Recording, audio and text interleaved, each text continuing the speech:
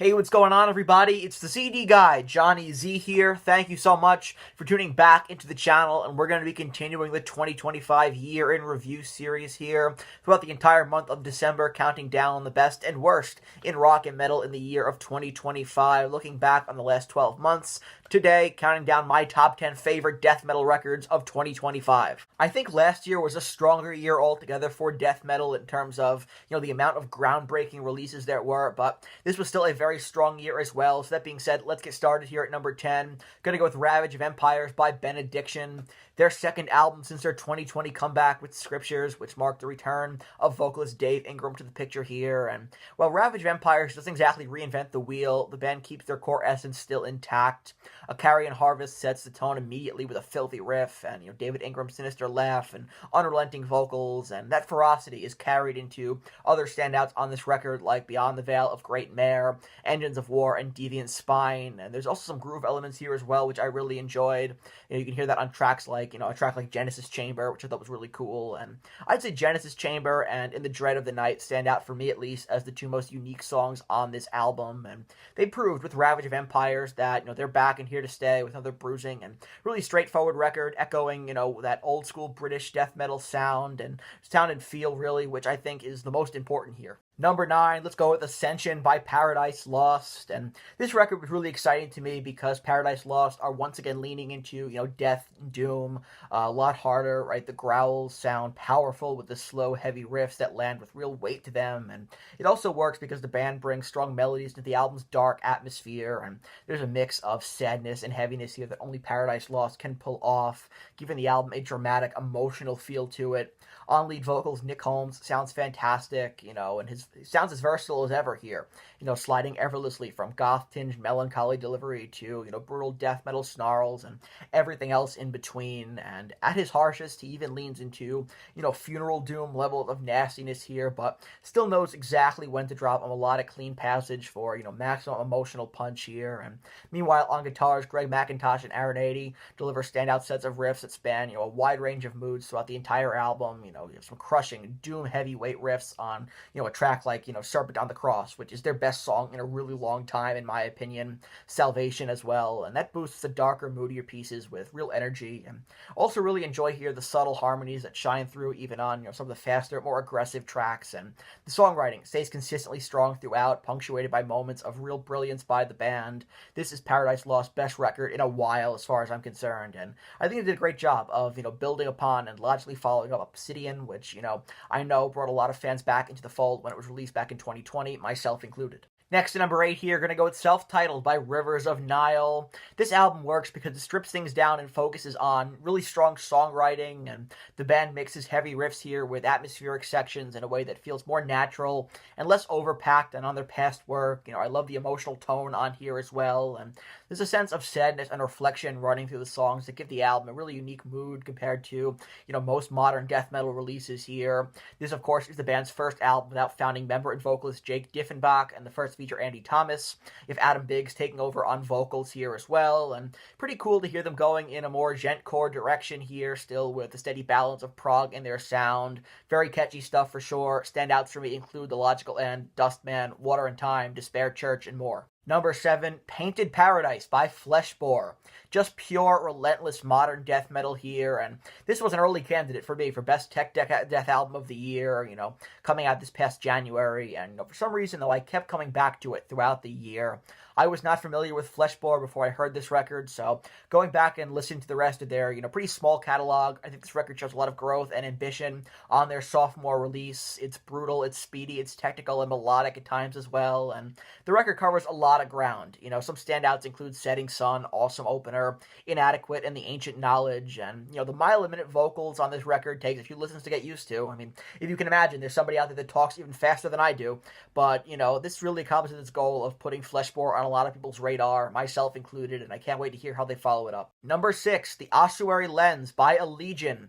This shows the band at their most direct and emotionally focused in a long time, using their powerful technical skills to support strong and purposeful songwriting instead of just, showing off. And, the familiar Allegaeon traits, though, are still here, right? You've got that smooth neoclassical guitar work and tight rhythms, but the overall sound is darker and much more grounded, I think. Balancing heavy death metal force with, thoughtful melodies on here as well. And this album features the return of vocalist Ezra Haynes, who last appeared on 2014's Elements of the Infinite. And, he has such a wide range that, allows the band to do even more in the studio here. So I think that was a big plus. And what really makes the album stand out is how its precision carries a sense of, vulnerability behind it, right? The band uses their technical ability to build that atmosphere and feeling, creating songs that hit hard, musically and emotionally. And on top of that, love the production on here as well, which really puts an emphasis on the guitars, which have a real chance to shine in the mix. This is one of the band's most engaging releases yet on their 7th studio effort, and some standouts here that I really enjoy include Chaos Theory, Driftwood, Carried by Delusion, Imperial, and Scythe to close things out. Moving into the top 5 here, let's go with March of the Unheard by the Halo Effect.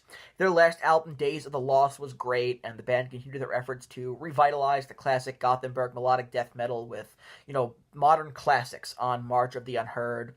This record's energy is infectious. It's full of really triumphant leads and anthemic rhythms and an emotional weight that feels, very rooted in the band members' long histories in the scene. And what really elevates this record, I think, is the songwriting maturity throughout.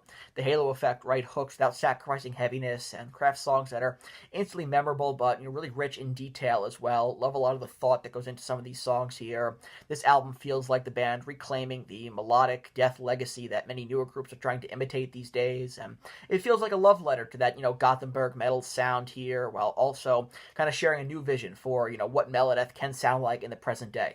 Number 4, we have Ego Dissolution by Ancient Death, one of the best debut albums of 2025, and I'll talk more about it when I do my favorite debuts of 2025 list later this month, but Ancient Death makes such a statement on this record, stands out by going for a hazy, almost hallucinatory style of death metal that focuses more on thick, suffocating atmosphere than tight technical playing.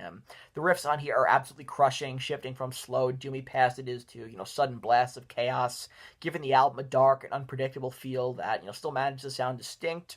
I love the warped guitar tones and just, the unsettling rhythm changes as well. That really stood out to me as, one of my favorite aspects of the songwriting on this record. And look, in a scene full of, polished tech and old school throwbacks, Ego Dissolution offers a uniquely trippy, disorienting spin on death metal's darker depths. And, it packs a serious punch, clocking in at just 35 minutes long, with standouts like the title track, Journey to the Inner Soul, really neat instrumental, Breaking the Barriers of Hope, Violent Light Decays, and more. Breaking into the top 3 here, let's go with The Sleeping City by An Abstract Illusion.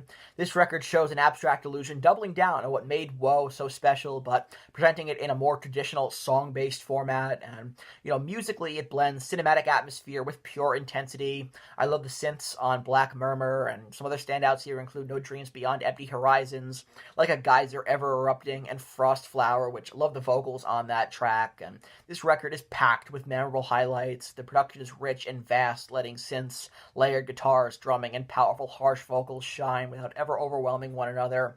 I love the attention to detail throughout this record as well, and what really sets The Sleeping City apart is the atmosphere it creates. I know I've talked a lot about the atmosphere of a lot of these albums, but I'm a big atmosphere guy when it comes to, my death metal. It's really emotionally focused, immersive, and layered, and really an album that needs to be treated as a full experience, listened to from start to finish without shuffle. And whether it ultimately passes Woe is hard to say right now, but absolutely matches it in quality as far as I'm concerned, and definitely a must-listen that will only get better the more time you spend with it. Number 2 here, let's go with 1914's newest record, Veribus Unitus. And, I just mentioned I'm a big atmosphere guy when it comes to these records here. Well, this album does a stellar, almost really disturbing job of capturing, the real feel and atmosphere of war. This is World War I metal at its finest here. And, it builds on the strengths of Where Fear and Weapons Meet with a clearer focus, stronger songwriting, and an even heavier emotional core to it. And it refines the band's mix of blackened death and doom by emphasizing sharper melodies, dense atmospheric layering, and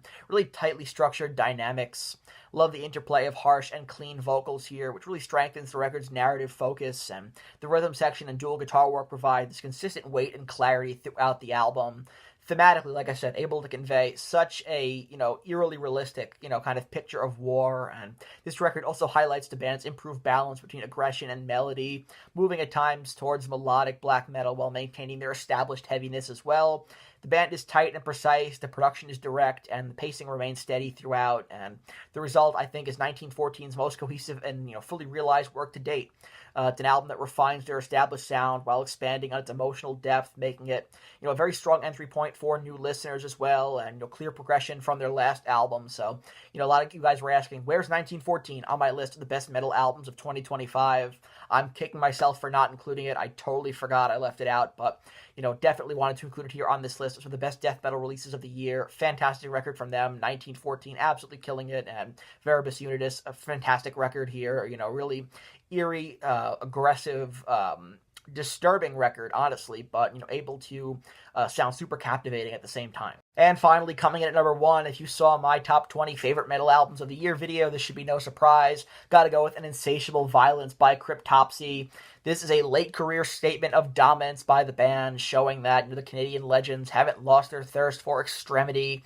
The record is built on their trademark whirlwind drumming, violently angular riffs, and sudden rhythmic displacements, but the band injects a sharper sense of structure than some of their earlier chaos-driven works, and this is their best album in a really long time, as far as I'm concerned. It's a lesson in how to evolve without compromise, still abrasive, but, it's technical to the point of absurdity. However, it's presented with a renewed precision that really elevates the songwriting, and, what makes the album truly remarkable in the modern death metal landscape is its balance of brutality and clarity.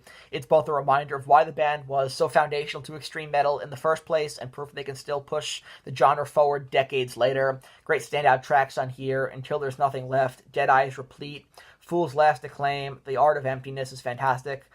Embrace the Nihility, Malicious Needs to close things out, Our Great Deception. Every song on here is an absolute banger. This, for me, is my death metal album of the year, without a doubt. So that wraps up this list here, counting down my top 10 favorite death metal releases of 2025. You can see my picks right over here. If you enjoyed this video, please give it a thumbs up, subscribe to the channel down below, turn on the bell for notifications so you don't miss a new upload. Follow me on Instagram at the CD Guy JZ, and let me know down in the comment section below what are your thoughts on my choices, and what are some of your favorite death metal albums of the year. I want to hear from you.